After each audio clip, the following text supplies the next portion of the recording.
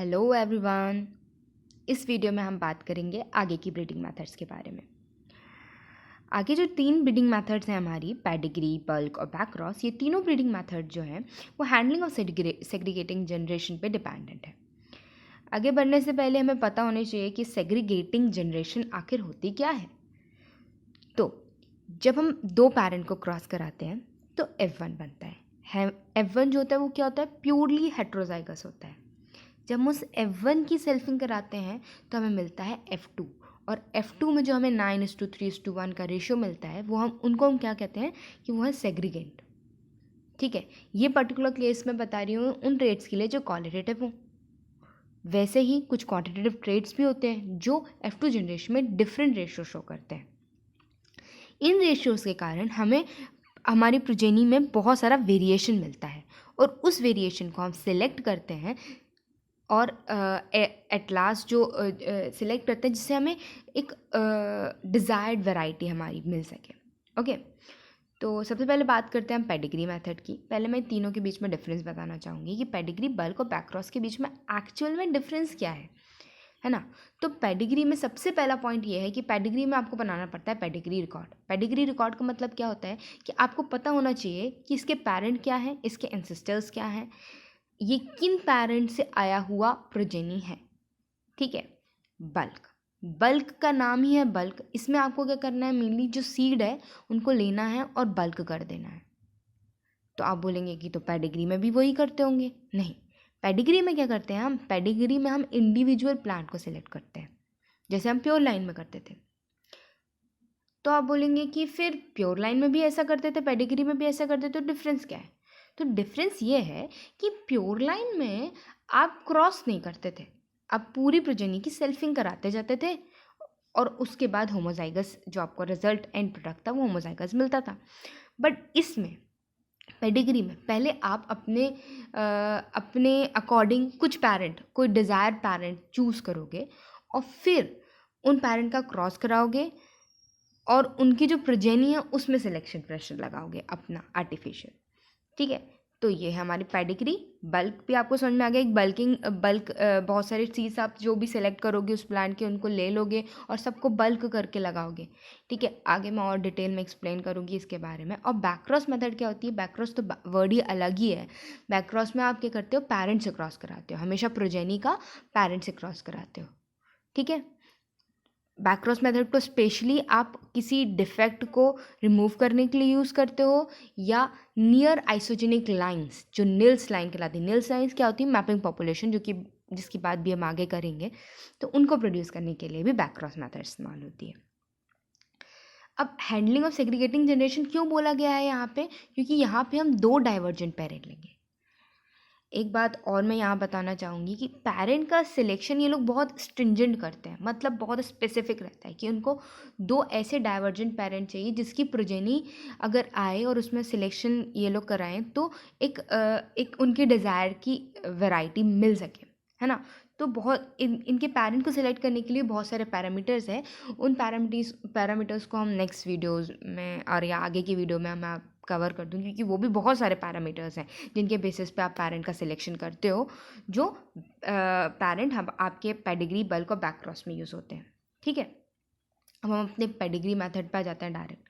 Pedigree method discover की थी love ने 1927 में, और सिंपल से इस मेथड को अगर बताना हो कि क्या है ये मेथड, तो हम बोलेंगे 2 पेरेंट हमने सिलेक्ट किए अपने डिज़ायर्ड, कि हमको पर्टिकुलर ट्रेड जो चाहिए थे आपके पेरेंट में वो है कि नहीं, देख लिया। ठीक है, उनकी परफॉर्मेंस देख ली, उनकी कंबाइनिंग एबिलिटी चेक कर ली, सब कंबाइन अच्छे से हो रहे हैं कि नहीं, और फिर हमने 2 पेरेंट ऐसे सिलेक्ट किए। ठीक है, उन पेरेंट का आपने हाइब्रिडाइजेशन कराया तो हमें F1 मिला। F1 के बाद आपने F2 लिया। F1 के बाद F1 की सेल्फिंग कराई। अब F1 की सेल्फिंग क्या होगी, जब आप एक प्लांट लोगे, ठीक है, एक प्लांट आपने सिलेक्ट किया, दो प्लांट आपने सिलेक्ट किए, एक फीमेल पेरेंट तो वहीं लगा हुआ होगा, मेल पेरेंट्स का पोलन लेके आया, आपने फर्टिलाइज़ कराया, और फर्टिलाइज़ कराने के बाद जो सीड बना उस प्लांट में वो हुआ F1 सीड। फिर उस F1 सीड को आपने ग्रो किया और उसको सेल्फिंग होने दी उस F1 सीड की, तो आपको मिला F2। अब आपको F2 के जो सीड्स मिले हैं, है ना, उन F2 के सीड्स को आपने लगाया, और F2 के सीड्स में जो आपको जिस भी प्रोजेनी में आपका डिज़ायर ट्रेट है उसको आपने उस प्लांट के आपने इंडिविजुअल प्लांट सिलेक्शन किया और इंडिविजुअल प्लांट सिलेक्शन करके नेक्स्ट जनरेशन में लगाया। तो मेन इसका जो पेडिग्री मेथड है उसका बेसिक यही 4 पॉइंट है कि हाइब्रिडाइजेशन कराया, इंडिविजुअल प्लांट सिलेक्शन कराया किसका, F2 का, और मेंटेनेंस ऑफ पेडिग्री रिकॉर्ड। और ये जो हम कर रहे हैं कि किस वाले से क्या आया है, किस F2 से आपने सीड लिए हैं तो लगाया है नेक्स्ट प्रोजेनी में, फिर नेक्स्ट जो रोज़ लगाई हैं उसमें से किस रो से लिया गया है पौधा, इस सब का एक रिकॉर्ड बनेगा जो है पेडिग्री रिकॉर्ड। अब पेडिग्री रिकॉर्ड जो है वो 2 टाइप से डिज़ाइन किया जाता है। सबसे पहले location of progeny row in field, एक लोकेशन के बेसिस पे, दूसरा serial number of selected plant के बेसिस पे। मतलब देखिए इसमें क्या कर रहे हैं हम, फर्स्ट मेथड में देख रहे हैं रो कौन सी है। जैसे आपने F2 के बहुत सारे प्लांट्स लगा दिए, ठीक है, F2 के सारे प्लांट्स लगाए। अब F2 में से आपने आपको लगा कि जो सेकंड रो है, सेकंड वाला प्लांट है वो आपने सिलेक्ट किया और उसकी एक रो लगा दी इंडिविजुअल प्लांट प्रोजेनी की, ठीक है, रो लगाई। उस रो में से कौन सा पौधा फिर आपने सिलेक्ट किया एक पौधा और उसके पूरे सीड्स निकाले और उसको नेक्स्ट जनरेशन में सिंगल रो लगा दिया।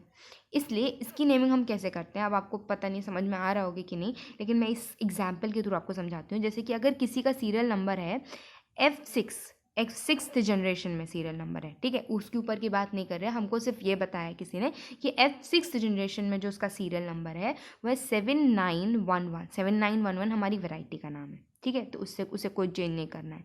15 और 5-15-5, तो ये आपको क्या बताएगा कि F6 जनरेशन जो लास्ट नंबर होता है वो तो आपको बताता है कि F6, ठीक है, जो सबसे लास्ट में होगा वो F6 का होगा क्योंकि F6 की बात कर रहे हैं।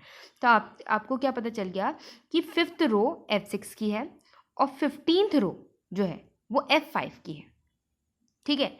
ये चीज़ हमको किससे पता चलती है, इससे, मतलब कि F5 की जितने प्लांट लगे थे उसमें से जो 15th रो थी उससे हमने एक प्लांट सिलेक्ट किया है और उस प्लांट की इंडिविजुअल प्रोजेनी लगाई है कहाँ पे, हमारी F6 की 5th रो में, ठीक है। यह है लोकेशन स्पेसिफिक आपका पेडिग्री रिकॉर्ड। दूसरा होता है serial number specific. Serial number में आप क्या करते हो, आप प्लांट का सीरियल नंबर देखते हो, ठीक है, इसमें आप लोकेशन नहीं देख रहे हो, रो का नहीं देख रहे हो, आप इसमें सिलेक्टेड प्लांट का सीरियल नंबर है, ठीक है, डिफरेंस समझ रहे हो। पहली वाली मेथड में आपने रो का सीरियल नंबर इंक्लूड किया है और दूसरी वाली मेथड में आपने सीरियल नंबर प्लांट का इंक्लूड किया है जो प्लांट आप सिलेक्ट कर रहे हो। तो जैसे आपका लिखा है F6 7911 हमारी जो वैरायटी है उसका नाम है, और उसके बाद आपने लिखा है 8642, मतलब -8-6-4-2। तो ये आपको क्या बताएगा कि जो लास्ट वाला है वो तो F6 का है, ठीक है, तो second progeny of F6 derive from plant, ठीक है, सेकेंड प्रोजेनी है किसकी, F6 की, जो कि किस प्लांट से आई है, F5 के 4th प्लांट से, जो कि किससे आया है, F4 के 6th प्लांट से, जो कि किससे आया है, F3 के 8th प्लांट से, ठीक है। F3 में जितने भी प्लांट्स लगाए हैं उनको आपने 1 2 3 4 5 6 करके नंबर दे दिया और आपने बोला कि जो F3 का 8th प्लांट था, है ना, उससे हमने इंडिविजुअल प्लांट प्रोजेनी ली है और हमारी उनको कहाँ लगाया है, आपकी F4 की 6th प्लांट में। फिर F4 का जो 6th प्लांट था उसकी सारी प्रोजेनी आपने ली है और आपने कहाँ लगाई है, F5 के 4th प्लांट में, ठीक है। फिर F5 के 4th प्लांट से आपने सारी प्रोजेनी ली है और उसको लगाया है F6 के सेकेंड प्लांट में। समझ में आ रहा है आपको, तो ये इसमें सीरियल नंबर स्पेसिफिक रहता है। नेक्स्ट, अब जब हम पेडिग्री रिकॉर्ड बनाते हैं तो क्या इंपॉर्टेंट पॉइंट देखना, क्या इंपॉर्टेंट पॉइंट लेना ज़रूरी है। देखो जब F2 सेग्रीगेंट्स आएंगे तो वेरिएशन बहुत ज़्यादा मिलेगा आपको, लेकिन चुनना आपको है कि कौन सी वैरायटी, कौन सी प्रॉमिसिंग ट्रेट है जो आपकी प्रेफरेंस के अकॉर्डिंग है, जो आपको चाहिए। तो सबसे पहले कि आप सबसे इम्पॉर्टेंट ट्रेट जो है आपकी वैरायटी में उसको सिलेक्ट करो, सिर्फ इम्पॉर्टेंट कैरेक्टरिस्टिक्स को सिलेक्ट करना है, ठीक है। दूसरा ये है कि आपको प्रॉमिसिंग प्रोजेनी सिलेक्ट करनी है, वो जो ट्रेट आप सिलेक्ट कर रहे हो वह हेरिटेबल होना चाहिए। प्रॉमिसिंग ट्रेट्स आप को सिलेक्ट करने हैं, प्रोजेनीज आपको सिलेक्ट करनी है, ठीक है। तीसरा, आपको जो रिकॉर्ड बनाना है वो बिल्कुल एक्यूरेट होना चाहिए, ठीक है। उसमें आप नहीं कह सकते कि नहीं थोड़ा बहुत इधर उधर चलेगा, नहीं, आपको पर्टिकुलर पता होना चाहिए कि इस पेरेंट की प्रोजेनी है ये, है ना, प्रॉपर एंसेस्ट्री पता होनी चाहिए। इसका एप्लीकेशन क्या क्या है पेडिग्री का? देखो, पेडिग्री की 2 एप्लीकेशन है। जब आप कंटिन्यू F2 के बाद F2 लगाया आपने, इंडिविजुअल प्लांट प्रोजेनी किया, और इंडिविजुअल प्लांट प्रोजेनी करते गए ऐसे F5 F6 तक जब आप पहुंचते हैं तो आपको ना ऑलमोस्ट होमोजाइगस लाइन्स मिलने लगती हैं, जैसे प्योर लाइन में मिलती थी, तो आपको एक डिज़ायर्ड प्योर लाइन मिल जाती है। तो इसमें आप क्या कर रहे हैं कि कंबाइन कर रहे हैं। देखो, कंबाइन ब्रीडिंग इसको क्यों कहा गया है? क्योंकि आपने 2 पेरेंट अपने मन के सिलेक्ट किए, उनको हाइब्रिडाइज किया और उनके ट्रेड को एक पेरेंट में लाने की कोशिश की, और उसको आप कंटिन्यूस सेल्फिंग करा रहे हो जिससे कि वो एक बिल्कुल एक सुपीरियर प्योर लाइन आपको मिले, है ना। तो कंबाइन ब्रीडिंग हो गई है, ठीक है, क्योंकि आपने 2 पेरेंट डाइवर्जेंट लिए और उनको कंबाइन करके कोशिश की कि वो एक ही प्लांट में आपको वो दोनों पेरेंट के ट्रेड मिल जाए, ठीक है। दूसरा, ट्रांसग्रेसिव ब्रीडिंग में भी इसका एप्लीकेशन है। ट्रांसग्रेसिव ब्रीडिंग मतलब कि जब आप कोशिश करते हो 2 डाइवर्जेंट पेरेंट को एक प्रोजेनी में लाने का, तो कभी कभी कुछ ऐसे रिजल्ट्स मिलते हैं जो दोनों प्रोजेनी से सुपीरियर रहते हैं, ठीक है। तो ये हमने ट्रांसग्रेसिव ब्रीडिंग की पहले भी बात की है, हमने समझाया ट्रांसग्रेसिव क्या होता है, तो उसमें भी इसका एप्लीकेशन है, ठीक है। अब मैंने देखो यहाँ पे आपको बताया भी है कि जो मोस्ट इम्पॉर्टेंट प्लांट रहता है किसी भी मोस्ट इम्पॉर्टेंट स्टेप रहता है किसी भी ब्रीडिंग प्रोग्राम का, वो होता है सिलेक्शन ऑफ पेरेंट। ये याद रखिए, पेरेंट को सिलेक्ट करना सबसे ज़्यादा इम्पॉर्टेंट काम रहता है, और उस सिलेक्शन के लिए बहुत सारे पैरामीटर्स बने हुए हैं। कुछ पेरेंट के परफॉर्मेंस के अकॉर्डिंग हम सिलेक्ट करते हैं, कुछ प्रोजेनी के परफॉर्मेंस के अकॉर्डिंग हम सिलेक्ट करते हैं। इसके बारे में पूरा डिटेल इन्फॉर्मेशन के लिए मैं एक अलग ही वीडियो बना दूंगी, क्योंकि उसके बहुत सारे पैरामीटर हैं जिसके बेसिस पे आप अपने पेरेंट का सिलेक्शन करते हैं। नेक्स्ट आता है मॉडिफाइड पेडिग्री बल्क मेथड, ठीक है। अब पेडिग्री मेथड तो सब करते ही थे, अप्लाई होता था, बहुत पुरानी मेथड है। क्या हुआ कि इसका मॉडिफिकेशन आया। मॉडिफिकेशन में क्या हुआ, पेडिग्री और बल्क को दोनों को मिला दिया, ठीक है, जिसको हम शटल ब्रीडिंग भी कहते हैं। अब शटल ब्रीडिंग में क्या होता है, ये सिमिट में डेवलप की गई थी और इसको वीट में डेवलप किया था। अब इसमें क्या होता है, मॉडिफाइड पेडिग्री बल्क मेथड में, ठीक है, आप ब्रीडिंग कैरी आउट करते हैं 2 प्लेसेस में, 2 लोकेशन में आप करते हैं। शटल जैसे होते हैं, शटल जैसे एक देखो, एक सीज़न जैसे आपने देखा कि 2 लोकेशन थे यहाँ पे, टोलुका और सीडी ओब्रेगन, ठीक है। तो ये जो 2 लोकेशन थे, इन 2 लोकेशंस में ब्रीडिंग की गई। पहले टोलुका में लगाया, फिर वहाँ के सीड ले जाके सीडी ओब्रेगन में लगाए, फिर सीडी ओब्रेगन से सीड निकाल के टोलुका में लगाया। तो इससे क्या हो गया कि जब ऑफ सीज़न रहा, जब एक प्लेस का ऑफ सीज़न रहा तो हमने दूसरी जगह लगा दिया, जब दूसरे प्लेस का ऑफ सीज़न रहा तो हमने पहली जगह लगा दिया। तो इससे हमारा टाइम पीरियड बच जाता है, क्योंकि एक सीज़न में आप एक क्रॉप लेते हो, लेकिन शटल ब्रीडिंग जब अप्लाई करते हो तो आप एक सीज़न में 2 क्रॉप ले सकते हो। तो आपका जो टाइम है वो कम हो गया शटल ब्रीडिंग के कारण, है ना। और बल्क क्यों कहते हैं हम इसको, पेडिग्री और बल्क, ये क्यों ये कहते हैं कि ये पेडिग्री और बल्क दोनों है, क्योंकि इसमें आप इंडिविजुअल प्लांट से प्रोजेनी भी कर रहे हो, बट बाद में आप बल्क भी कर देते हो। इंडिविजुअल प्लांट प्रोजेनी लेते तो हो, बट उसको बल्क कर देते हो, ठीक है।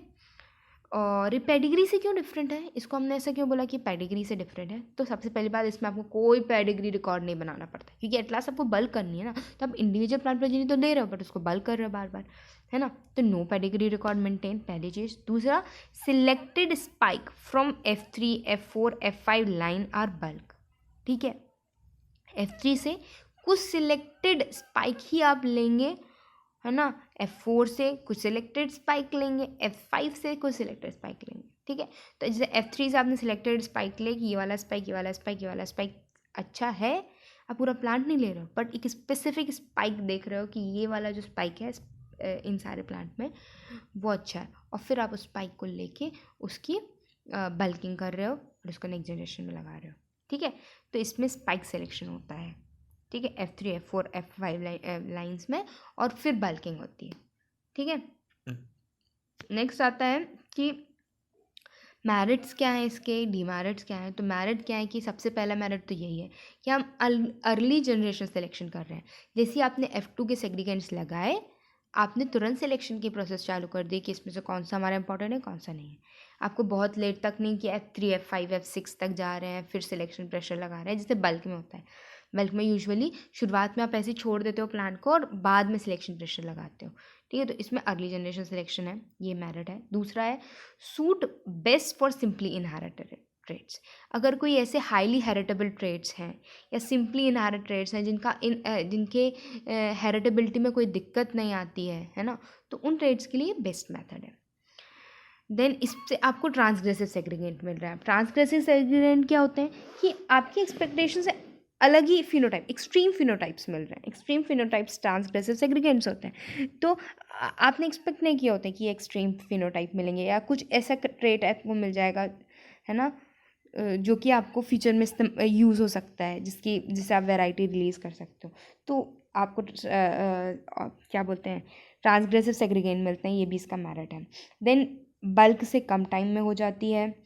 पेडिग्री रिकॉर्ड जो है, क्योंकि आप पेडिग्री रिकॉर्ड बनाते हो तो इससे क्या होता है, पूरा जो क्वालिटेटिव ट्रेड्स है उसकी स्टडी आप कर सकते हो कि क्वालिटेटिव ट्रेड कैसे आ रहा है, कैसे सेग्रीगेट हो, क्योंकि आपने प्रॉपर बनाया है अपना रिकॉर्ड कि नहीं इस पेरेंट से ये ऐसा आ रहा है, इस पेरेंट से, तो आप उनकी स्टडी में बहुत हेल्प में हो जाती है जब आप पेडिग्री रिकॉर्ड बनाते हो। Then as visible defect eliminate in early generation, this prevent resources. अब क्या है कि जैसे F2 आया है ना, F2 में ही आपने चालू कर दिया अपना क्या सिलेक्शन प्रेशर चालू कर दिया, तो आपने सिलेक्ट कर लिया इंपॉर्टेंट प्लांट, और जो प्लांट आपके डिज़ायर के अकॉर्डिंग नहीं थे उनको आपने डिस्कार्ड कर दिया शुरुआत में ही। तो उनके मेंटेनेंस के लिए जो एक्स्ट्रा पानी और बाकी चीज़ों का रिसोर्सेज का खर्चा है वो बच गया, है ना। तो ये चीज़ अच्छी होती है जब आप अर्ली जनरेशन सिलेक्शन करते हो। डीमेरिट क्या है ना, इतने सारे एडवांटेज हैं तो कुछ डिसएडवांटेजेस भी तो होंगे। डिसएडवांटेज, सबसे पहला डिसएडवांटेज है कि आपको पेडिग्री रिकॉर्ड बनाना पड़ता है, और वो रिकॉर्ड बनाना बहुत ज़्यादा टाइम कंज्यूमिंग होता है किसी भी ब्रीडर के लिए। दूसरा, आपको बहुत स्किल्ड ब्रीडर चाहिए। कोई भी ऐसे ही नहीं पेडिग्री मेथड अप्लाई कर सकता है, कुछ भी ऐसी पेडिग्री रिकॉर्ड नहीं बना सकता, उसके लिए एक स्किल्ड ब्रीडर चाहिए, ठीक है। दूसरा, ये लेबोरियस सिलेक्शन है, क्योंकि आप बहुत लेबोरियस, क्योंकि आपको इंडिविजुअल प्लांट सिलेक्शन करना है तो बहुत ज़्यादा लेबोरियस हो जाता है। No opportunity for nature selection की कोई अपॉर्चुनिटी है एंड में जो भी आपको लाइन मिलेगी होमोजाइगस, वो कहीं ना कहीं नैरो जेनेटिक बेसिस की होगी। नैरो जेनेटिक बेस के कारण उसकी अडेप्टेबिलिटी कम होगी, है ना। तो नेचर सिलेक्शन नहीं है, तो उसके कारण ये लॉसेस हैं, ठीक है। Valuable genotype lost. अब कभी कभी क्या होता है कि कुछ आपने F2 में सेग्रीगेंट को सिलेक्ट कर लिए और बाकी सारों को अलग कर दिया, तो जिनको आपने अलग किया वो भी कभी ना कभी आपके कहीं ना कहीं काम आ सकते हैं, लेकिन आपने उस टाइम तो उनको डिस्कार्ड कर दिया। तो उससे क्या होता है, कभी कभी वैल्यूबल जीनोटाइप जो है वो लॉस हो जाते हैं F2 F3 जनरेशन में, ठीक है। और ये तब भी हो जाता है जैसे ईल्ड के ट्रेड्स हैं कुछ ना, तो उस टाइम सिलेक्शन इनइफेक्टिव है, बाद में हो सकता है इफेक्टिव रहे वो ईल्ड के लिए रिस्पॉन्सिबल करने के लिए। तो ये चीज़ है कि कहीं ना कहीं जेनेटिक इरोजन हो जाता है, वो वाले जो आपके यूज़ में नहीं आए जीनोटाइप, आप उनको डिस्कार्ड कर देते हो। तीसरा है लिमिटेड क्रॉस हैंडल। आप बहुत ज़्यादा क्रॉस हैंडल नहीं कर सकते, आपको 2 पेरेंट चाहिए। आप बहुत ही, क्योंकि आगे जाके वो प्रोजेनीज और उनका रिकॉर्ड बनाना है, तो आप बहुत ही लिमिटेड क्रॉस को हैंडल कर सकते हो। ये इसका एक डीमेरिट है। ओके, नाउ अचीवमेंट्स की बात करें, क्या क्या अचीवमेंट, तो बहुत सारी अचीवमेंट है। आप देखो NP जितनी भी वेराइटीज़ हैं वीट की, NP वेराइटीज़ के बारे में ये बता दूं कि जब तक ग्रीन रेवोल्यूशन नहीं आया था, ठीक है, जब ग्रीन रेवोल्यूशन आया तब तो हमारी हाइब्रिड्स बहुत ज़्यादा इस्तेमाल हुई, लेकिन ग्रीन रेवोल्यूशन से पहले ये NP वेराइटीज़ बहुत चलती थी हमारे इंडिया में, ओके। तो उनको डेवलप करने में ये पेडिग्री मेथड इस्तेमाल हुई ना। K68 रेनफिट कंडीशन की वीट है, ये बहुत अच्छी वैरायटी हुआ करती थी उस टाइम पे। KRL124 खर्चिया इनटू WL711 इनकी क्रॉस से बनी है। ये सैलिनिटी टॉलरेंट थी ये वैरायटी, ठीक है। मालविया 12 भी एक वैरायटी थी जो कि अच्छा परफॉर्म करती थी लो फर्टिलिटी में या रिस्ट्रिक्टेड इरिगेशन कंडीशन में। राइस की वैरायटी का बोलें तो जया, पद्मा, जितनी भी फेमस वैरायटी है, जया, पद्मा, है ना, इनको हम पेडिग्री रिकॉर्ड के थ्रू ही बनाया है। PB1 है पूसा बासमती 1 को भी जो है वो हमने ऐसे ही बनाया है पेडिग्री के मेथड के थ्रू। इनके क्रॉसेस कौन कौन से थे, पूसा 150 इंटू करनाल लोकल, इन दोनों का क्रॉस किया गया था, तब हमारी पूसा बासमती वन बनी थी। कॉटन की वैरायटी की बात करें तो धारवाड़ अमेरिकन वैरायटी है ना, उसमें हमने प्योर लाइन सिलेक्शन किया तो हमें गडक वन मिली। और फिर हमने गडक वन और कंपोडिया कोयम्बटूर टू इन दोनों का क्रॉस कराया तो हमें लक्ष्मी मिली। और ये लक्ष्मी वैरायटी जो थी ना, ये गिनिंग आउट टर्न्स में बहुत अच्छी थी, फाइबर में प्रॉपर्टीज इसकी बहुत अच्छी थी, अर्लीनेस के लिए बहुत अच्छी थी, और ये रेजिस्टेंट थी, रेड ब्लाइट रेजिस्टेंस थी, क्योंकि जो कंबोडिया CC2 था उसने ये रेजिस्टेंस जीन हमारी लक्ष्मी को दे दिया था, है ना। फिर है टमाटो की बात करें तो पूसा अर्ली ड्रॉप वैरायटी बहुत फेमस है, बहुत बार पढ़ी है, बहुत बार आती है एग्जाम में ना। ये भी पेडिग्री मेथड के थ्रू आई है। इसमें जो ईल्ड थी, ये किसका किसका क्रॉस है, मारुति और रेड क्लाउड का क्रॉस है, और 33% जो है ईल्ड पहले पिक में ही बढ़ गई थी टमाटो में, है ना। यहाँ हमारी पेडिग्री मेथड ख़त्म होती है। Thank you so much.